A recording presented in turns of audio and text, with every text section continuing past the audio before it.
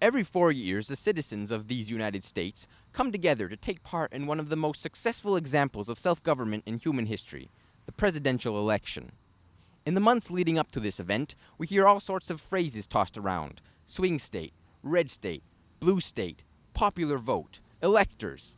All these terms are related to the system by which we select our president, the Electoral College.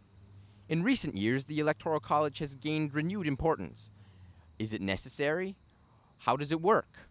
The Electoral College consists of 538 electors. An elector is a representative who will ultimately cast a vote for a presidential candidate. States are allotted one elector per congressman. In order to win the presidency, a candidate must receive 270 electoral votes. In every presidential election, swing states are really important. They can swing the election. Swing states aren't necessarily loyal to any particular party. Swing states can be predictable or not. This year, Florida, North Carolina, Virginia, and Ohio are the most important swing states to watch out for. New Hampshire, Iowa, Nevada, and Colorado are also states that could make a difference. I came to Western Connecticut State University to find out how the students feel about the Electoral College. It should be done away with. I think each state should choose from themselves from the popular vote, so you get more of a representation of the United States people. After the 2000 election, where Al Gore, he actually won the popular vote and still lost the election, mainly due to the Electoral College, I'm not really in favor of it. While I was on campus, I stopped by the office of Dr. Kevin Gutzman, professor of history and best-selling author. Also, I talked to Dr. Patricia Krause, professor of political science. I asked them what they thought about the Electoral College. It was never necessary, but I believe it's still a good idea, yes. I don't think we have a good alternative.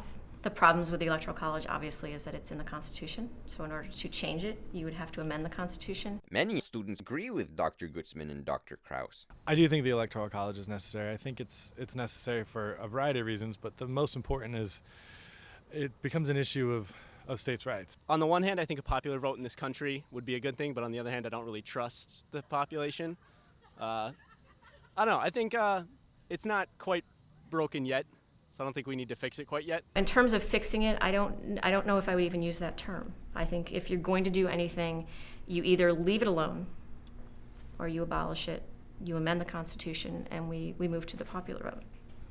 The current nomination process that's become more and more popular over the last 40 years has led us in the wrong direction. So we've ended up with handsome, well-spoken types, empty suits, getting a lot of attention, and it would be good if we could come up with a different kind of process, but I'm not sure exactly what that would look like. Dr. Krause believes that the real problem isn't the Electoral College, it's this lack of knowledge, as well as low voter turnout. It's not so much about the fact that the Electoral College doesn't work, that, what are the flaws with the Electoral College?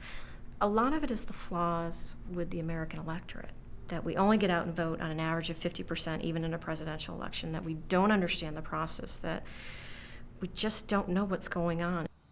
So is the Electoral College necessary? Hard to say. But one thing we can all agree on is that it won't be going anywhere anytime soon. This is Jonathan Mullen for WCSU News, Election Connection.